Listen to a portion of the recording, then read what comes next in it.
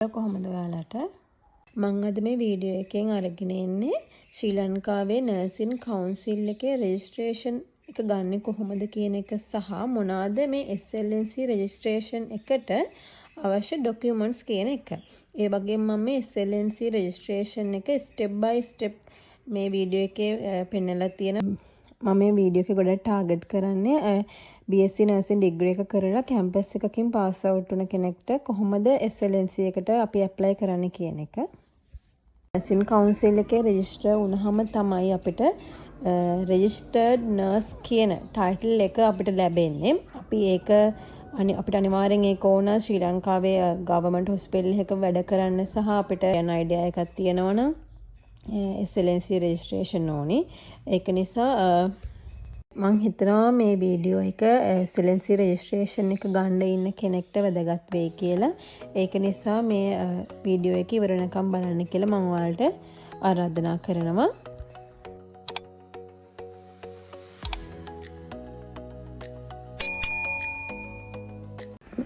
මේ විදිහට මුලින්ම SLNC සයිට් එකට යන්න. මුලින්ම අපි ඇප්ලිකේෂන් එක ඩවුන්ලෝඩ් කරගන්න ඕනේ.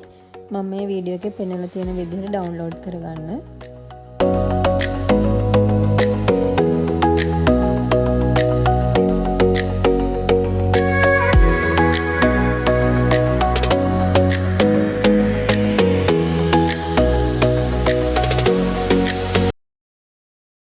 අපි ඇප්ලිකේෂන් එක බාර දෙන්න යන කලින් අනිවාර්යයෙන්ම මේ සයිට් එකේ අපි රෙජිස්ටර් වෙන්න ඕනේ. මුලින්ම ප්‍රොෆයිල් ඉමේජ් කියන තැනට ෆොටෝ එකක් අප්ලෝඩ් කරගන්න ඕනේ. ඒක ගොඩාක් ලොකු MB ගානක ෆොටෝ එකක් අපිට අප්ලෝඩ් කරන්න දෙන්නේ නැහැ.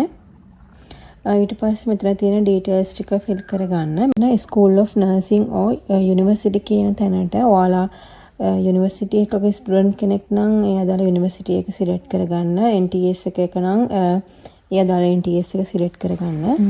ඔයාලා කලින් ටෙම්පරරි එක අරගෙන තියෙනවා නම් ඒකට අදාළ නම්බර් එක දාන්න එතන. ඔයාලා දැනට වර්ක් කරනවා නම් එතන අදාළ එක සිලෙක්ට් කරගන්න. වර්ක් කරන්න නැත්නම් නන් කියන එක දෙන්න ඕන. මොකද මේක හිස් තියන්න බෑ.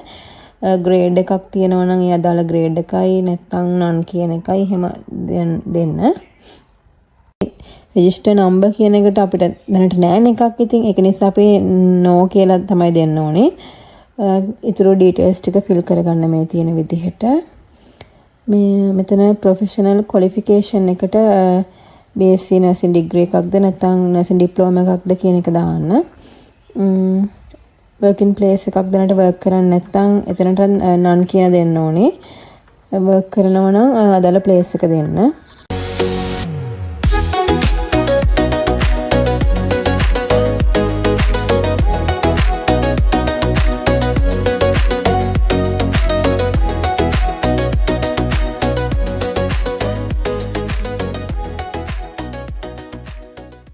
මෙතන අපොයින්ට්මන්ට් ඩේට් කියලා තියෙන තැන අපොයින්ට්මන්ට් ඩේට් එකක් දාලා අපිට යන්නත් පුළුවන්. නොදා ගියා කියලා ප්‍රශ්නයක්වත් නැහැ.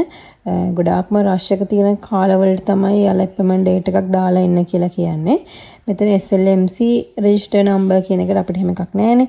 ඒක නිසාත් ඒකටත් නෝ කියන එක තමයි දීලා මේක සබ්මිට් කරන්න ඕන. මෙතන කිසිම එකක් හිස් තියන්න බෑ. ඒක නිසා ඒකට නැති දේවල් වලට නන් කියලා දාලා ෆිල් කරන්න ඕනේ.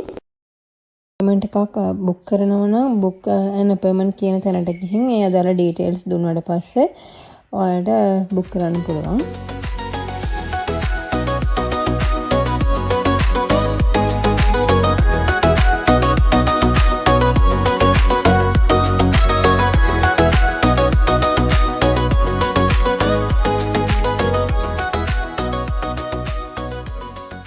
තමයි තියෙන්නේ ඔයාලා ෆිල් කරන්න ඕන ඇප්ලිකේෂන් එක.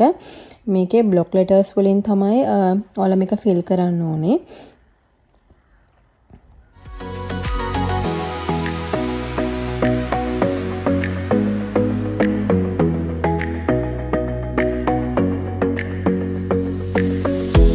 ඇප්ලිකේෂන් එක ඕන නම් ඔයාලට මේ සර්ටිෆයි කරගන්න පුළුවන් JP කෙනෙක්ගෙන් හරි ෆැකල්ටි එකෙන් හරි.